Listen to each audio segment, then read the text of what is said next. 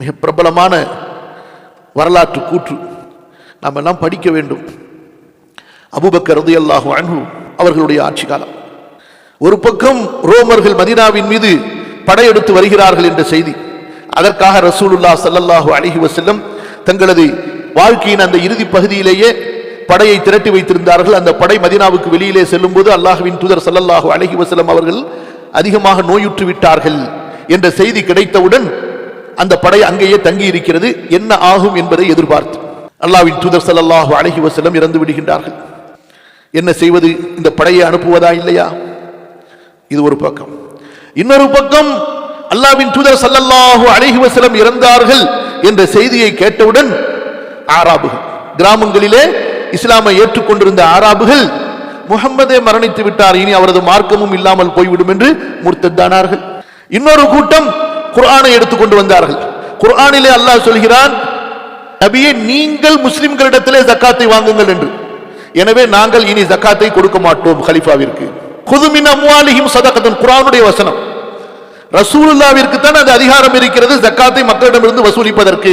அதற்கு பின்னால் உள்ளவர்களுக்கு அந்த அதிகாரம் இல்லை. நாங்கள் இனி கலீஃபாவிற்கு ஜக்காத்தை கொடுக்க மாட்டோம் என்று ஜக்காத்தை மறுத்து விட்டார்கள். இப்படி ஒரு கூட்டம். பேர்பட்ட குழப்பம் யோசித்து பாருங்கள். இன்னொரு பக்கம் மதீனாவுடைய ஏனைய அரபு முரடர்கள், எங்கே மதீனா காலியாகும் மதீனாவை தாக்கி மதீனா மக்களை கொல்லலாம், சூறையாடலாம், கொள்ளையடிக்கலாம் என்று ஒரு கூட்டம் எதிர்பார்த்துக் கொண்டிருக்கிறது. இந்த நேரத்திலே உசாமாவின் படையை அனுப்புவதா இல்லையா? நபித்தோழர்களுக்கு மத்தியிலே கருத்து வேற்றுமை. அபூபக்கர் ரலியல்லாஹு அன்ஹு, ஏன் அவர்களை சித்திக் என்று அழைக்கிறோம் என்பதை புரிந்து கொள்ளுங்கள். ஏன் அவர்கள் இந்த உம்மத்திலே மிக உயர்ந்தவர்கள் என்பதை புரிந்து கொள்ளுங்கள். ஏன் அல்லாஹ்விடத்திலும் அவர்களுடைய தோழரிடத்திலும் அபூபக்கருடைய அந்தஸ்துக்கு சமமாக யாரும் ஆக முடியாது என்பதை புரிந்து கொள்ளுங்கள். உமர் சொல்கிறார், அபூபக்கரே, இப்படிப்பட்ட குழப்பம் இருக்கிறதே, கொஞ்சம் உசாமாவின் படையை தங்க வைத்துக் கொண்டால் என்ன? பிறகு நிலைமைகளை பார்த்து அனுப்பலாம் அல்லவா? கேட்கிறார்கள் உமரை பார்த்து, அஷுஜாஉன் ஃபில் ஜாஹிலிய்யத்தி ஜுபானுன் ஃபில் இஸ்லாம். உமரே, ஜாஹிலியத்தினுடைய காலத்தில் ஆபத்துகளை பயப்படாமல் வீரனாக இருந்த நீ முஸ்லிமானதற்கு பிறகு, இஸ்லாமிலே இருந்ததற்கு பிறகு ஆபத்துகளை பார்த்து பயந்து கோழையாகி விட்டாயா? என்ன வார்த்தை இது! உமரால் மறுபேச்சு பேச முடியவில்லை. பிறகு மற்ற தோழர்கள் எல்லாம் வந்து ஆலோசனை சொல்கிறார்கள், என்ன செய்யலாம் என்று. அபூபக்கர் சொல்கின்றார் ரலியல்லாஹு அன்ஹு, அவயன்குசுத்தீன் வ அபூபக்கரின் ஹய்யுன். அல்லாஹ்வுடைய மார்க்கத்தில் குறை ஏற்பட முடியுமா இந்த அபூபக்கர் உயிரோடு இருக்கின்ற வரை?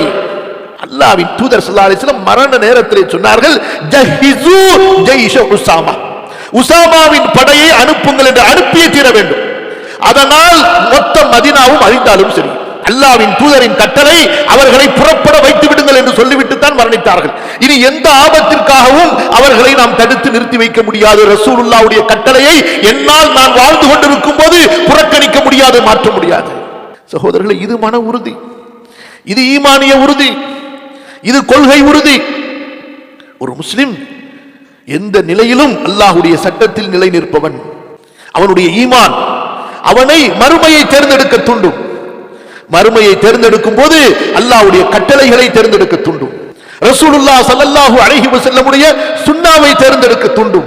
அதற்குத்தான் அல்லாஹ் தஆலா மீண்டும் மீண்டும் நமக்கு உணர்த்தி கொண்டே வருகிறான், அல் அஸ்ம், மன உறுதி. ஈமானிய உறுதியோடு இருங்கள். ஈமானோடு மட்டுமல்ல, ஈமானிய உறுதியோடு இருங்கள். அல் அஸீமா, அந்த கொள்கையிலே நீங்கள் திடமாக இருங்கள். தோற்று விடாதீர்கள், கோழையாகி விடாதீர்கள், பயந்து விடாதீர்கள். என்ற அன்பான சகோதரர்களே, அற்ப அற்ப நம்முடைய உலக காரியங்களுக்காக, நம்முடைய துன்யாவுடைய வேலைகளுக்காக இபாதத்துகளை விட்டு விடுகின்றோம், சோர்ந்து விடுகின்றோம். இன்று செய்யக்கூடிய இபாதத்தை நாளை செய்வதில்லை. அல்லாஹ்வுடைய வேதத்தை ஓதுவதிலே பலவீனம், ஐங்கால ஃபர்லான தொழுகைகளை பேணுவதிலே பலவீனம். இப்படி மார்க்கத்தில் நம்மிடத்தில் பலவீனங்கள் தான் அதிகரித்துக் கொண்டே போகிறதே தவிர, மௌத்தை நான் நெருங்கிக் கொண்டிருக்கின்றேனே, கபருக்கு அருகாமையில் வந்து விட்டேனே, என்னுடைய வாழ்க்கையின் இறுதி பக்கத்திற்கு வந்து விட்டேனே, என்ன அமல்களை செய்திருக்கிறேன்? இரவு தொழுகை எங்கே? குர்ஆன் ஓதுதல் எங்கே? திக்ருகள் எங்கே? தான தர்மங்கள் எங்கே? இந்த நஃப்ஸ் நம்மை பின்னால் இழுத்துக் கொண்டே இருக்கிறது. நமக்கு இந்த நஃப்ஸோடு போராட தெரியவில்லை. இந்த நஃப்ஸ் நம்மை கோழையாக்குகிறது, இந்த நஃப்ஸ் நம்மை சோம்பேறியாக்குகிறது, இந்த நஃப்ஸ் நம்முடைய மன உறுதியை குலைக்கிறது, இந்த நஃப்ஸ் நமக்கு வறுமையை கொண்டு அச்சுறுத்துகிறது, இந்த நஃப்ஸ் பலவிதமான குழப்பங்களை சந்தேகங்களை கொண்டு நம்மை பின்தள்ளி கொண்டே இருக்கிறது. அந்த நப்சுக்கு கட்டுப்பட்டு கட்டுப்பட்டு கட்டுப்பட்டு நாம் இபாதத்துகளை விடுகின்றோம்.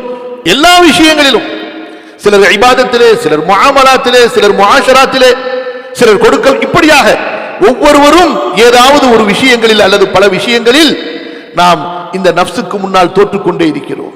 அல்லாஹ்வின் அடியார்களே, மறுமையின் பாதையிலே செல்பவர்கள் அப்படி இருக்க மாட்டார்கள். அல்லாஹ்வுக்காக வாழ்பவர்கள் அப்படி இருக்க மாட்டார்கள். அல்லாஹ் தஆலா சொல்லி காட்டுகின்றான், வமன் ஜாஹத ஃபஇன்னமா யுஜாஹிது லினஃப்ஸி.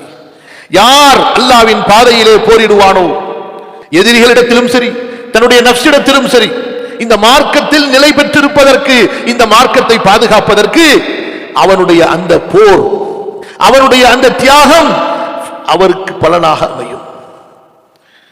அந்த தியாகத்தால் யார் பலனடைவார்? அவர் பலனடைவார். அல்லாஹ்வின் அடியார்களே, அல்லாஹ்வின் தூதர் ஸல்லல்லாஹு அலைஹி வஸல்லம் சொன்னார்கள், எதிரிகளிடத்திலே போர் செய்பவன் மட்டுமல்ல முஜாஹித், அல் முஜாஹிது மன் ஜாஹத நஃப்ஸஹு. முஜாஹித் யார்? தனது நஃப்ஸிடத்திலே போர் செய்தவன். தனது நஃப்ஸிடத்திலே போர் செய்தவன் அவன் பெரிய முஜாஹித் என்று சொன்னார்கள்.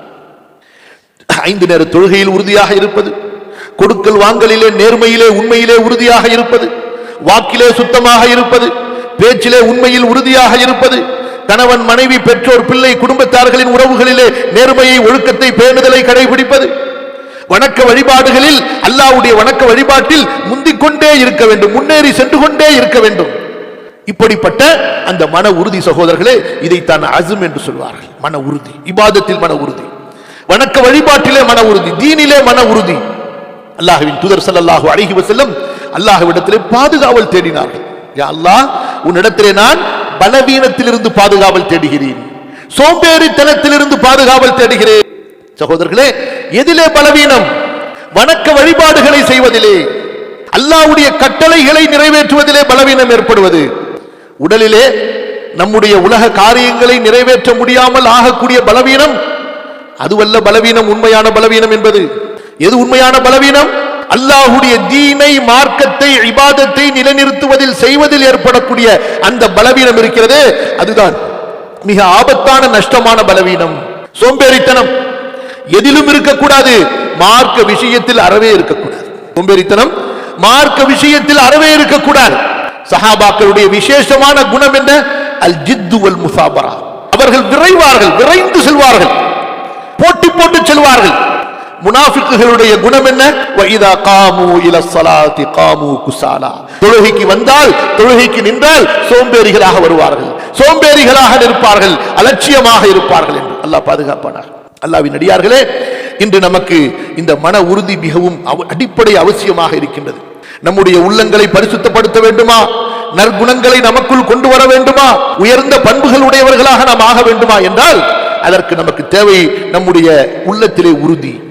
நல்ல விஷயங்களை கற்பது, நன்மைகளை தெரிந்து கொள்வது, சத்தியத்தை தெரிந்து கொள்வது, பிறகு அதில் நாம் உறுதியாக இருப்பது. இந்த உறுதியின் மூலமாகத்தான் நமக்கு உண்மையான தக்வாவே கிடைக்கும். யார் எந்த அளவு இந்த அஸ்ம் அஸீமா, இந்த மனதில் உறுதியோடு, அல்லாஹ்வின் கட்டளைகளில் உறுதியோடு இருப்பார்களோ, அல்லாஹ்வுடைய இபாதத்திலே முன்னேறி கொண்டே இருப்பார்களோ, ஏற்படக்கூடிய சோதனைகளை எல்லாம் வலது பக்கம் இடது பக்கம் தள்ளிவிட்டு அல்லாஹ்வுடைய பாதையில் நிலைத்து நிற்பார்களோ, அவர்கள்தான் அல்லாஹ்விடத்திலே தக்வா உள்ளவர்கள்.